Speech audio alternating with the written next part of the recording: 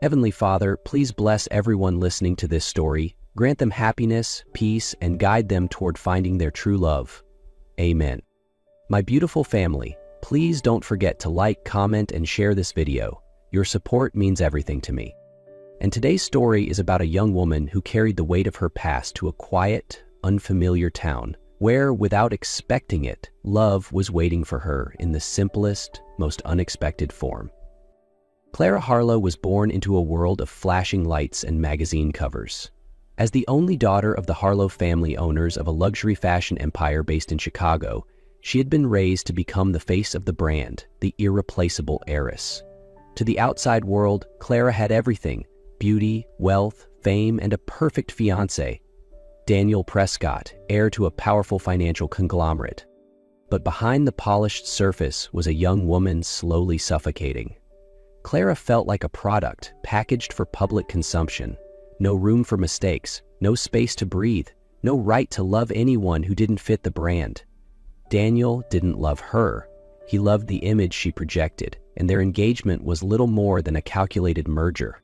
One night, after an extravagant engagement party, Clara quietly walked out of her penthouse. She cut ties, discarded her identity, and left with nothing but some cash and a few personal belongings.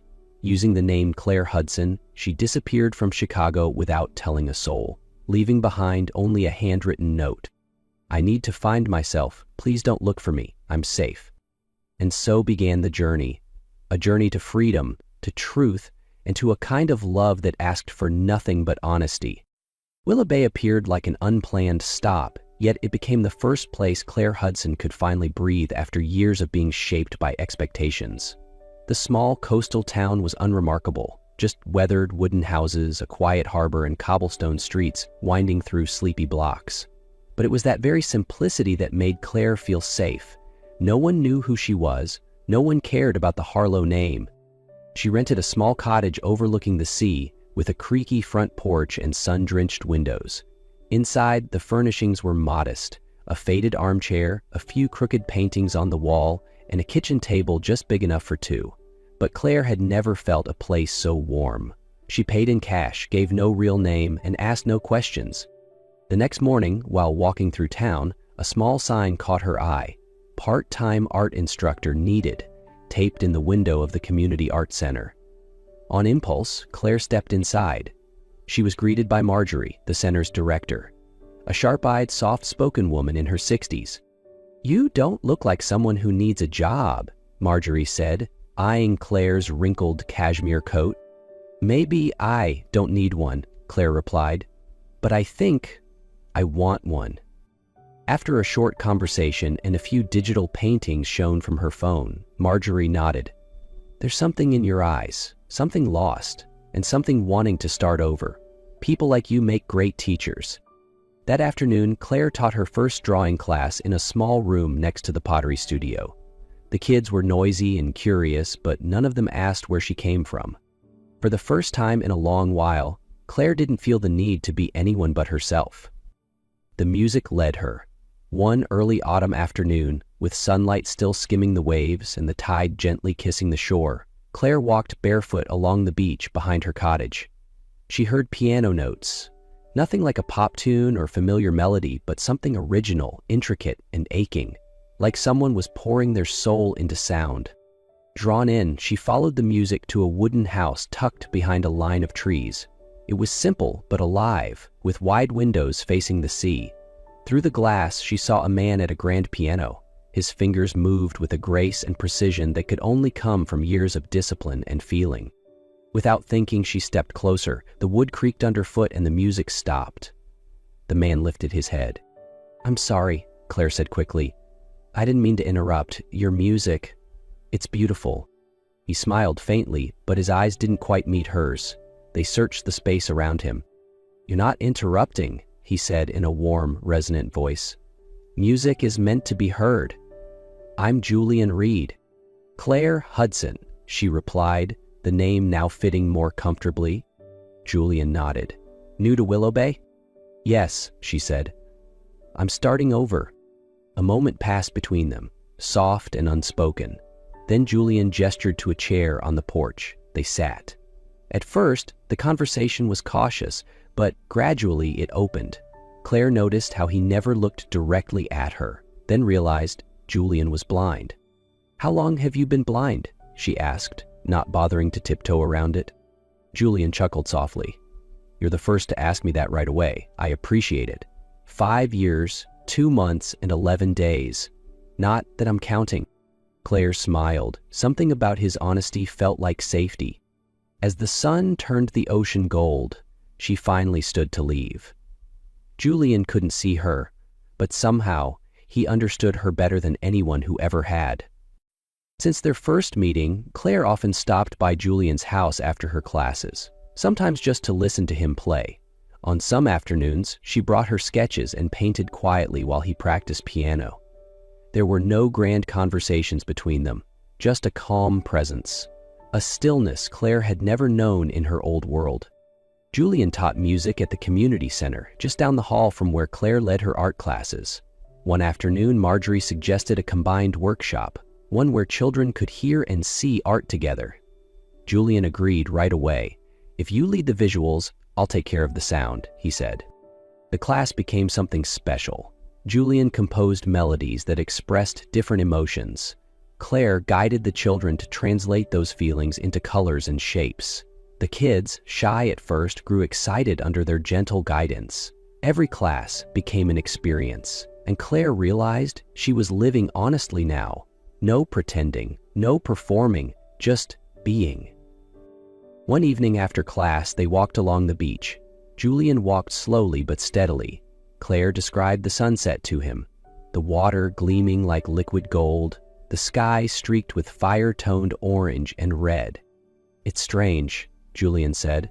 "I used to see, but no one ever described it to me like that." "Do you ever miss seeing?" Claire asked softly. A long pause. "I'm not sure," he said. "When I lost my sight, I also lost everything that used to disappoint me. But sometimes, I wish I could see what your voice looks like." Claire turned away, smiling to herself.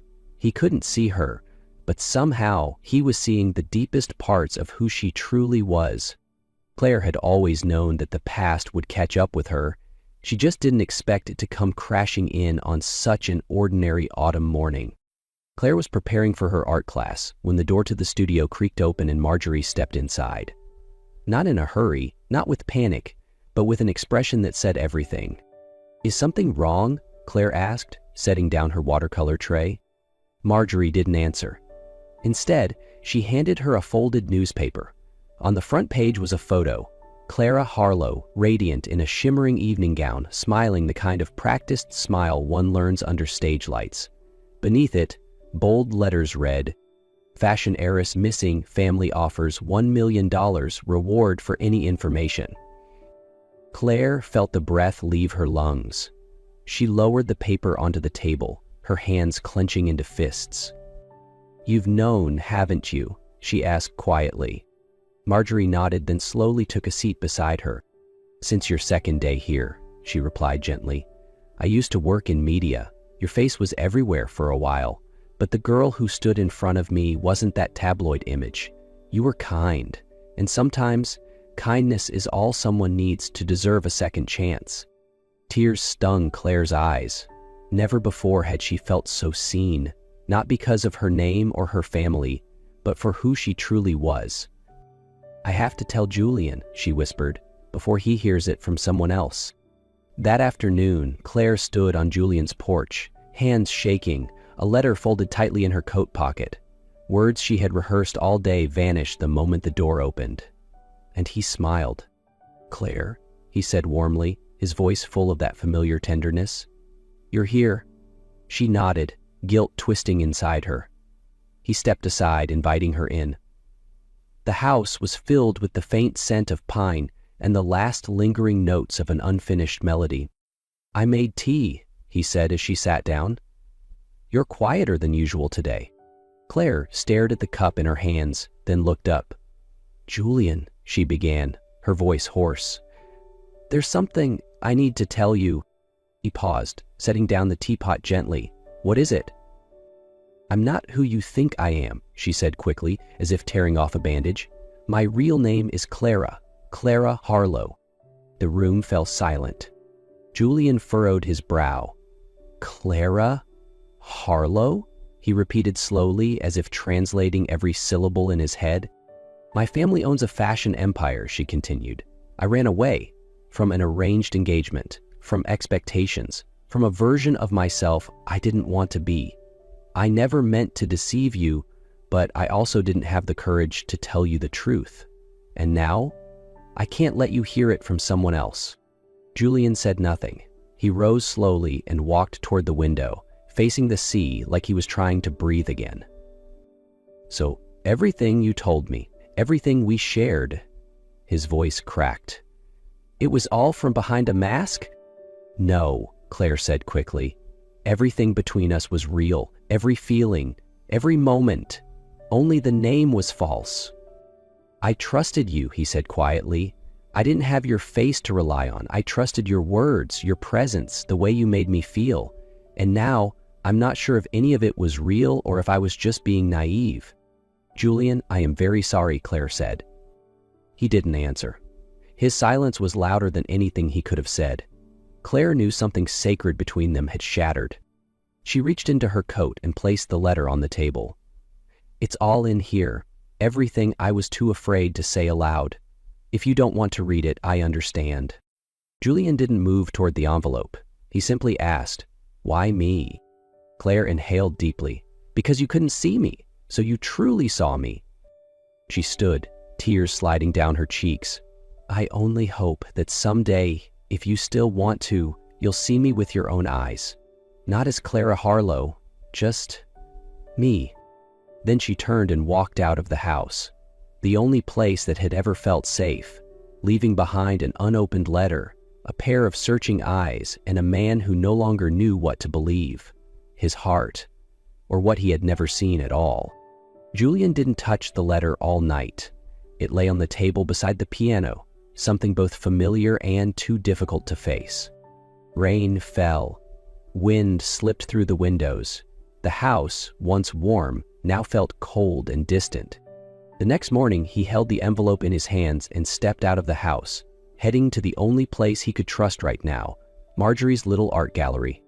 She was sweeping the floor when he walked in. Julian, she said, a little surprised, are you all right? He nodded, then held out the letter.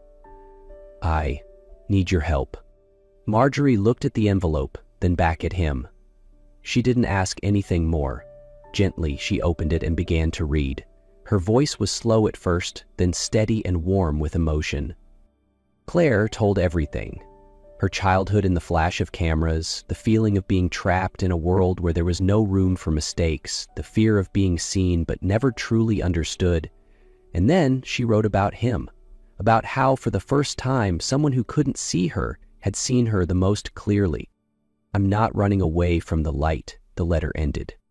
I'm just searching for a place to be myself, and if you choose to see me, I'll be there, waiting for you with nothing to hide. When Marjorie finished reading, Julian sat in silence for a long time. She placed a hand gently on his shoulder and gave it a soft pat. You know, she said in her calm, low voice, not everyone is lucky enough to be loved that honestly. Julian gripped the letter in his hands. He lifted his face. He couldn't see a thing, but something inside him had changed. Julian's fingers curled slightly around the edge of the letter. Can you help me make an appointment with the eye specialist? He asked. I want to see her, he said softly. Not just with my heart anymore. Marjorie smiled. I think she'll be very happy to hear that. Claire didn't run anymore. Right after leaving the letter for Julian, she caught the first train back to Chicago. She stepped into the cold, polished family estate and faced the one man she thought would never understand her. Mr. Harlow saw her and his eyes reddened, though his face remained stern. You're back, was all he said. Claire didn't apologize. She simply said, I can't marry someone I don't love, and I can't live the life you planned for me. There was silence, long and heavy, but then something unexpected happened. Her father nodded. As long as you live with honesty and take full responsibility for the life you choose, he said, I won't stop you anymore. Claire almost couldn't believe it.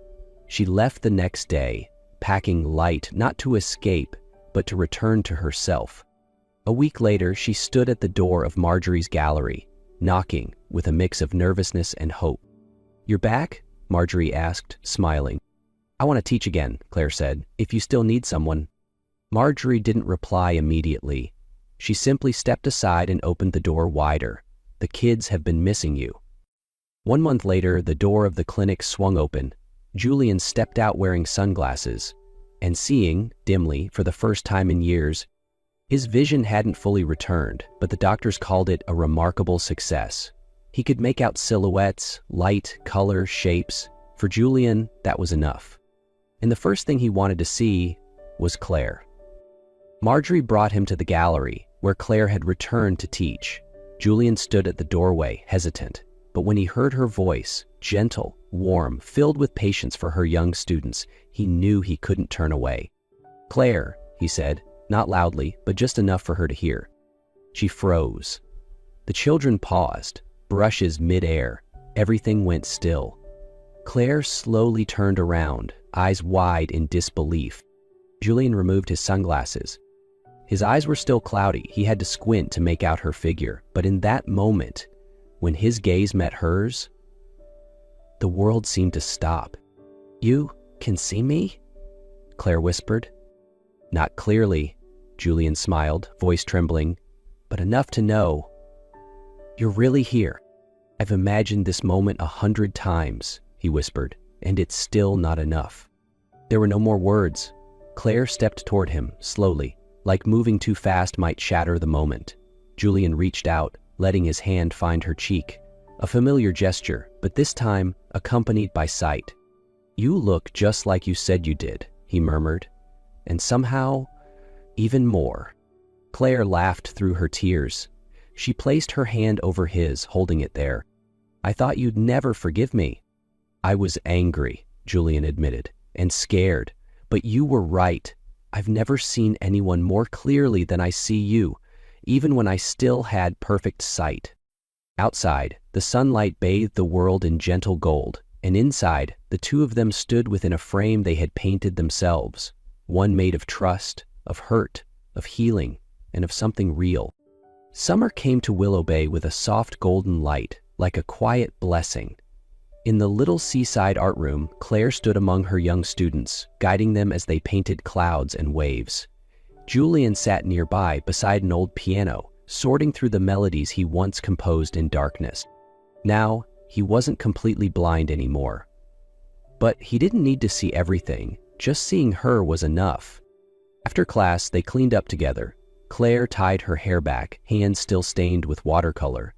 Julian watched her, his gaze warm and quietly amazed, like he still hadn't gotten used to the fact that he could truly see her. "Is there something strange on my face?" she teased. Julian smiled. "No, I'm just still not over the miracle of getting to see you every day." Claire leaned down and kissed his forehead. "I'm still here, and this time, I'm staying." That afternoon, they walked along the beach. There wasn't much to say, just waves, the scent of salt, and a calm that felt hard-won. Julian stopped and pulled out a small silver chain with a key on it. "I thought about a ring," he said, "but somehow a key feels more like us." Claire looked at him, her eyes brimming. "This key is to the home we're building, not with bricks, but with trust, forgiveness, and freedom." She reached out and took the key. "I'll use it every day," she whispered. "Not to unlock a door," Julian said, "but to remind us that no one has to pretend to be loved." "We've both walked through darkness," Claire added, "but now we know what real light feels like." They stood there beneath the evening sky. No more masks, no more secrets, no more shadows. Just two people seeing each other clearly, through eyes, through hearts, and through everything they had survived together.